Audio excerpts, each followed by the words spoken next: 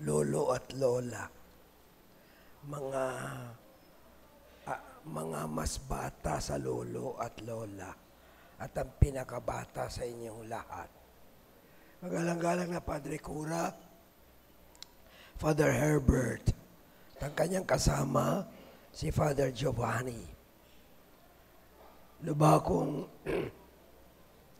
natutuwa po sa pagkakataong makapag-misa sa Our Lady of Peña Francia. Salamat sa Diyos na hanap ko rin ang simbahang ito.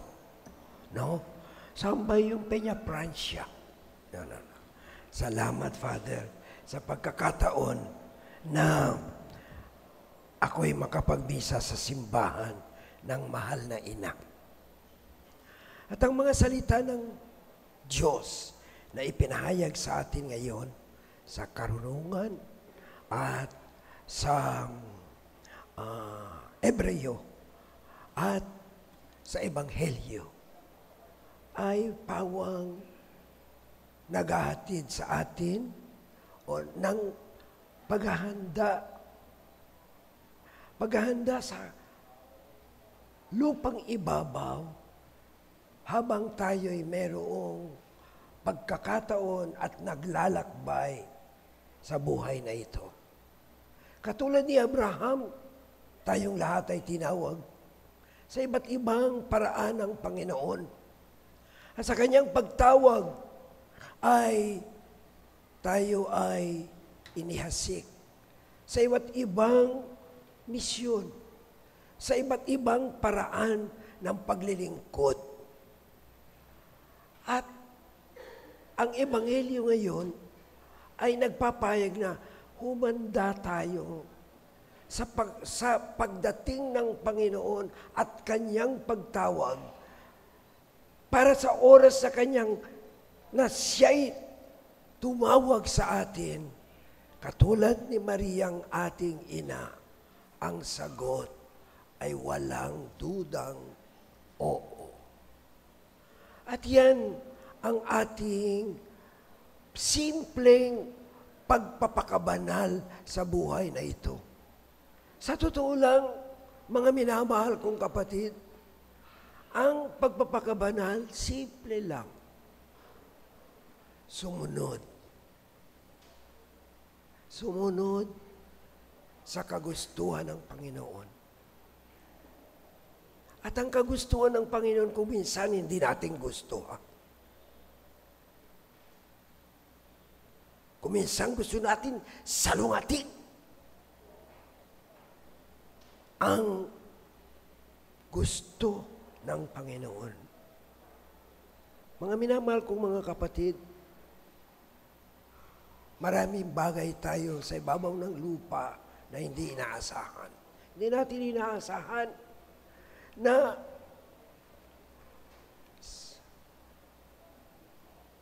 sa ating kasaysayan ay lumaki ang utang natin at hindi na natin malaman kung mababayaran pa natin. Lahat ng bata, yung batang kumanta, may utang na yan.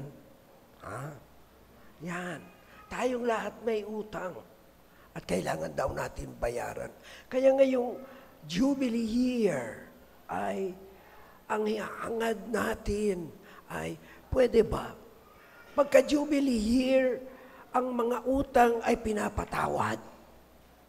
At kung hindi man mapatawad, ang lahat ng utang, kaya huwag kayong magpapautang ngayon.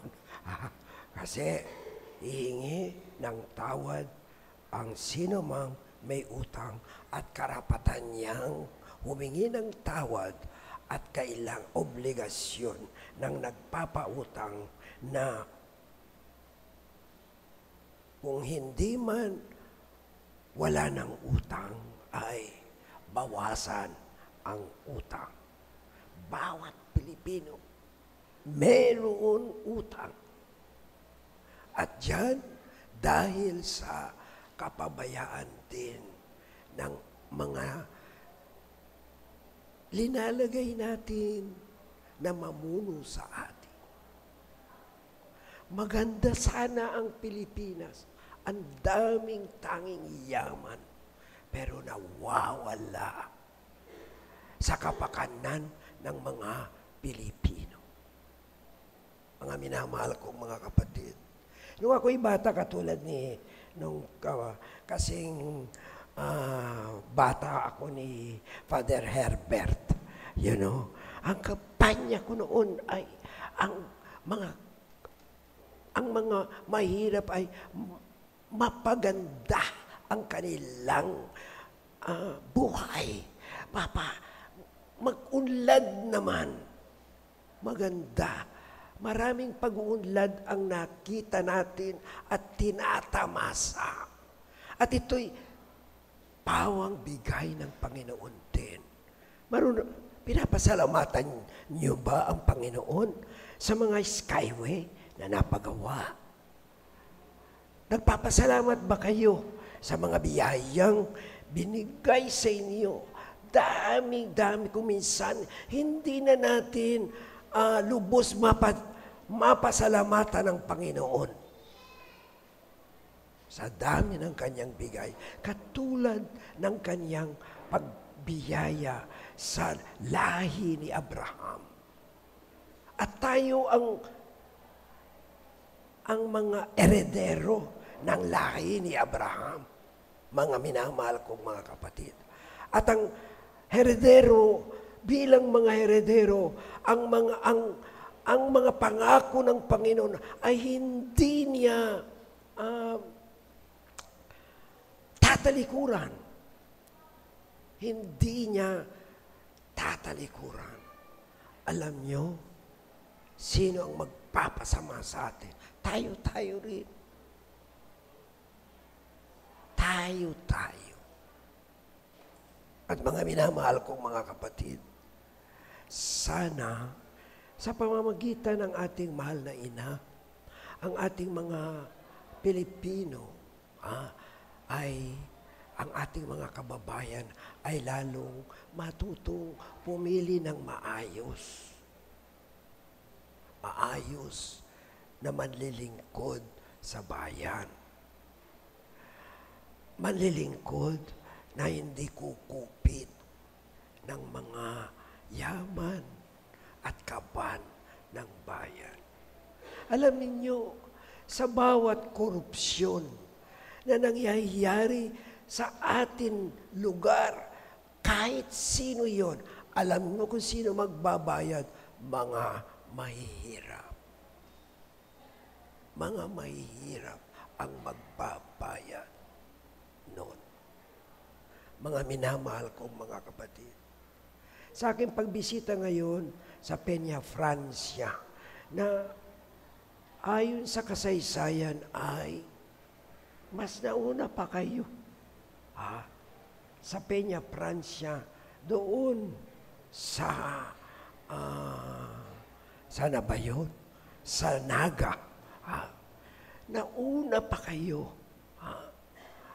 Dahil ang kurang nagdala ng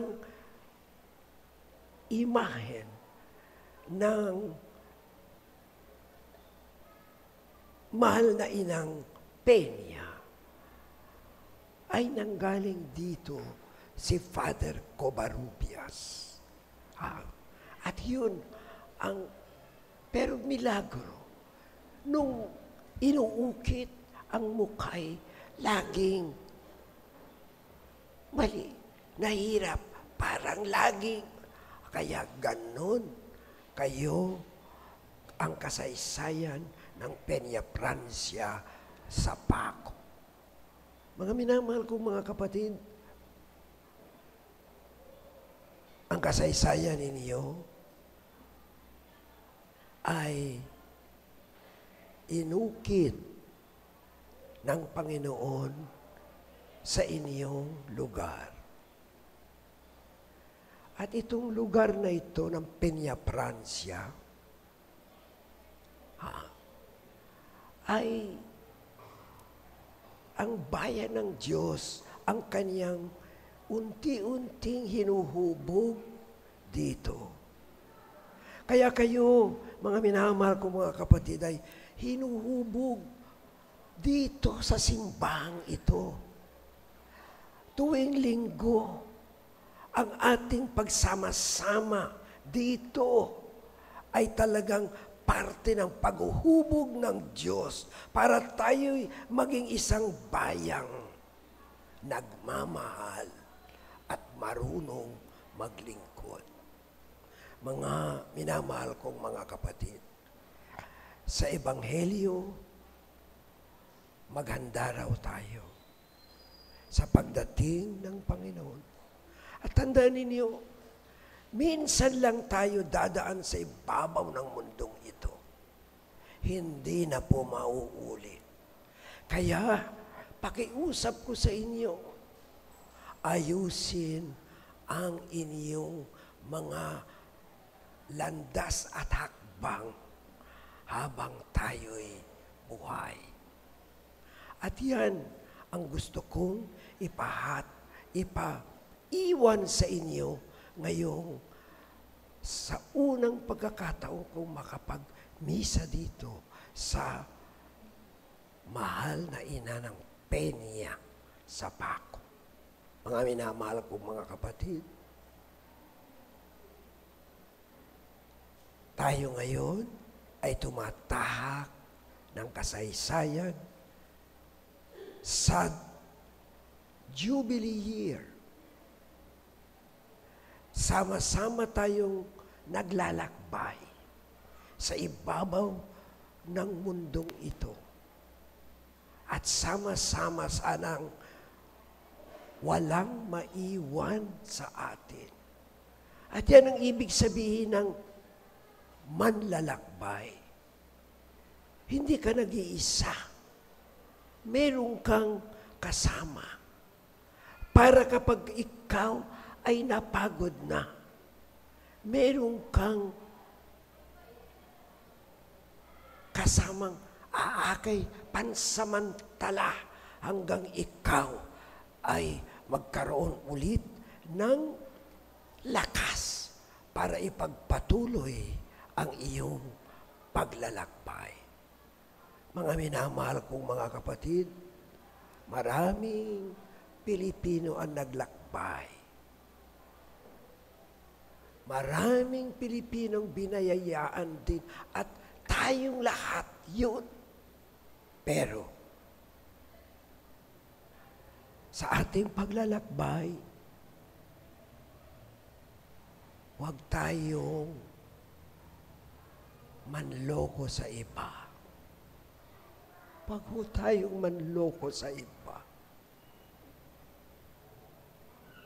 Sapagkat ang gagawin ninyo sa iba, sa inyong kapatid, darating ang panahon, papalik din sa inyo. Kaya, yung mga nasa kapangyarihan ngayon, nakita rin natin ang kapangyarihan lumilipas. At kahit na ganyan, ang Panginoon ay laging nakasubaybay pa rin sa atin. Mga minamahal kong kababayan,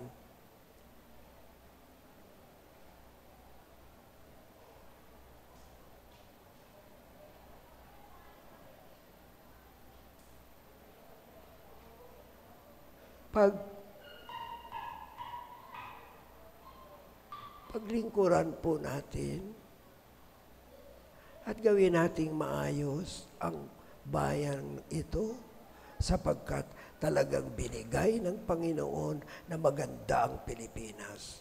Unti-unting umaganda. Pero maraming utang at maraming mahihirap dahil kinakawawa ang kaba ng bayan. Nawawala. At sana kung meron kayong mga kamag-anak doon sa may kapangyarihan, pagsabihan ng konti bilang inyong ambag sa ikabubuti ng ating bansa. Mga minamahal ko mga kapatid, manlalakbay na katulad ko, palayo na ako at kayo'y iiwan ko. Sana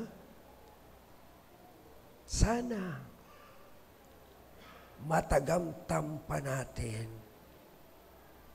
ang ganda ng buhay pag pinagsikapan natin ayusin ang ating buhay. Yan ang ibig sabihin sa Ebanghelyo. Darating ang Panginoon sa oras na hindi nating inaasahan. Pero handa lagi sana ang Pilipino sa araw na yan. Magandang umaga po sa inyong lahat. Amen.